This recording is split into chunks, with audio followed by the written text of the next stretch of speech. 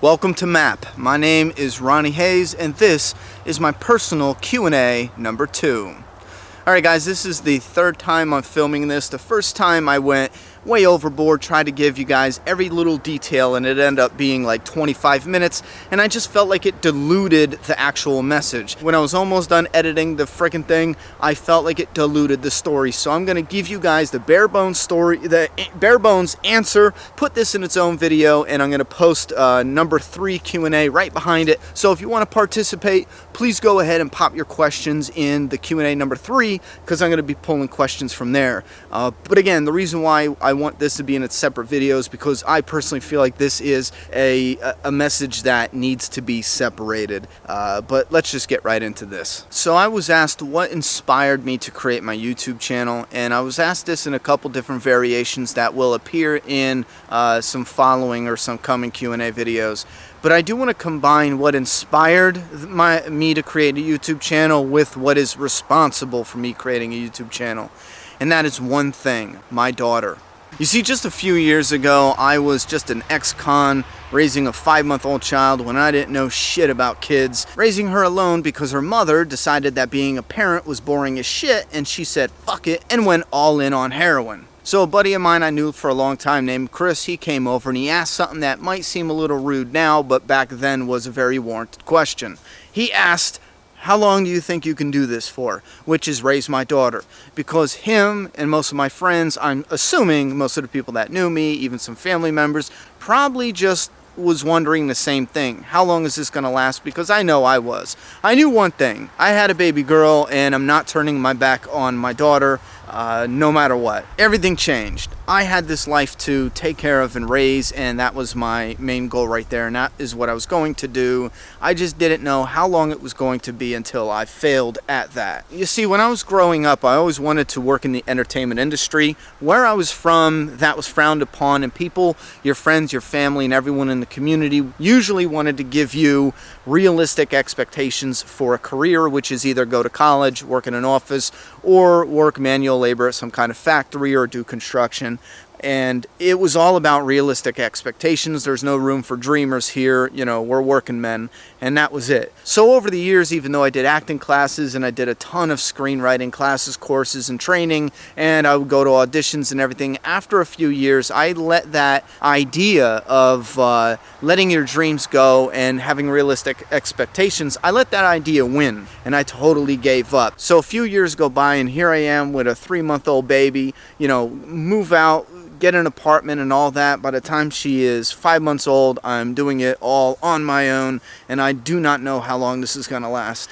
A few days turn into a couple weeks, a couple weeks turn into a couple months, and a couple months turn into a year. And over time, I changed as a person a lot from who I was before, which was all positive change. Well, I transformed, because I personally believe that change is artificial.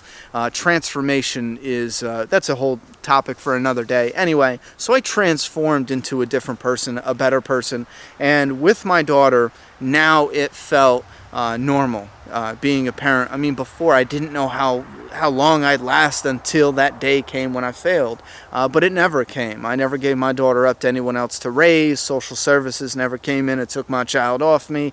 It became just me and my daughter, and we to this day are the best of friends, and I wouldn't change that for anything in the world. But one of the greatest gifts my daughter gave me is the confidence to do things that I wouldn't normally have confidence for, to believe in those dreams again.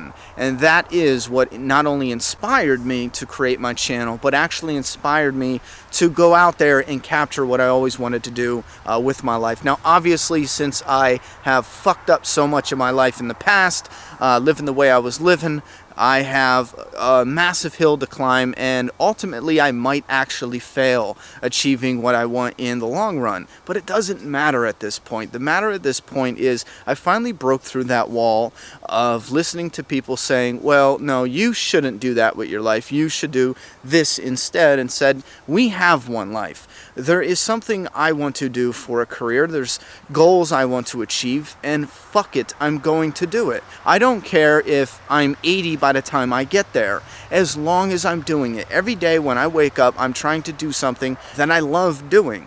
And I'm going to keep doing that, whether I succeed or whether I fail. And again, I don't give a shit if I'm 80 when I get there, and I don't give a shit if I never get there, end up dying an old man. However, still happy that every day I woke up and lived, I was doing stuff that was on the path that I wanted to be, you know?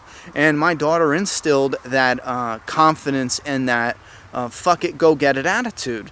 And it was because of the success as a parent, which, you know, you can judge a person individually, you can judge them how they are as a parent, but it was a success in my eyes. Now, I may not feel like I am the best parent in the world. We all have our insecurities. You know, I still feel, especially over the years raising a daughter, I feel stunted in a way that I can't give her the nurturing love that a woman can, like a mother can.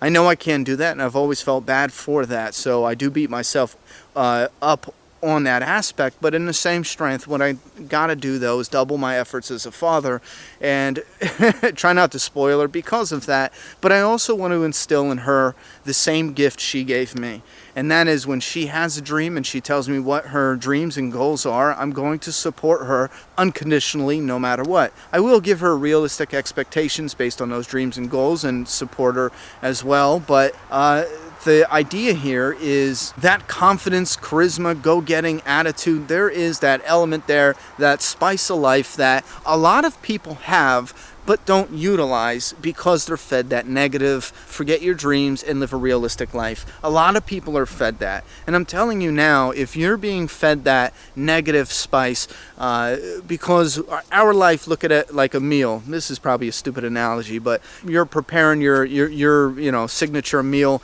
and you use these spices that other people don't use, and they're like, oh, don't do that, that's gonna fail and make your meal taste like shit, no one's gonna want it.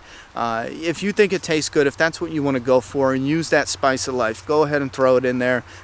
Just stay confident in it, but also understand that there's a lot of learning. There's a lot you won't know and a lot you have to adjust to relearn. So study your fucking ass off. I don't care if it's you know, acting or screenwriting or music or anything. If it's playing the guitar, play the guitar, do it. If it's boxing or martial arts, I don't give a fuck what it is. If you have aspirations to go and achieve that for a career, for a life, even a hobby, anything, do it, and do it 110%. And don't listen to the people who say you should have realistic expectations, because usually that's the bullshit that they told themselves to stunt their own creative growth. Now, however, we are not all out there to be in the entertainment industry or to have these creative goals and careers. That's not for all of us. But I'm telling you now, if there is something you want to go and achieve, give it a 100% first before you ever buckle, and even then think about whether or not you will regret buckling. There are some choices people make where they do buckle and it ends up being their best choice. I know some people who, you know, went out to be an actor but ended up opening their own shop, and that's what they love now, and they would never go back to it. You know, they're making some decent money, whoop-de-whoop.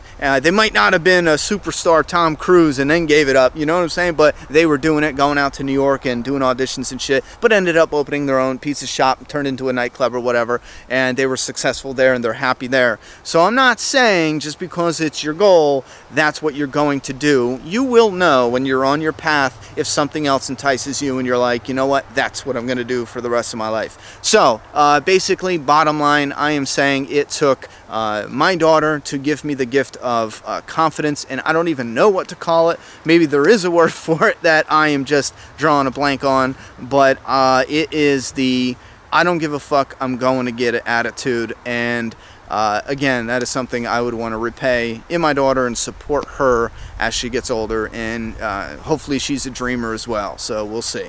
Anyway, if you have any thoughts or opinions, or if you want to share a story yourself, go ahead, feel free in that comment box, let me know. I would actually really love to hear any stories you guys have out there about going and achieving what you want for your future, or a career, or even a hobby, or anything that pertains to your life. Any positive messages are a plus.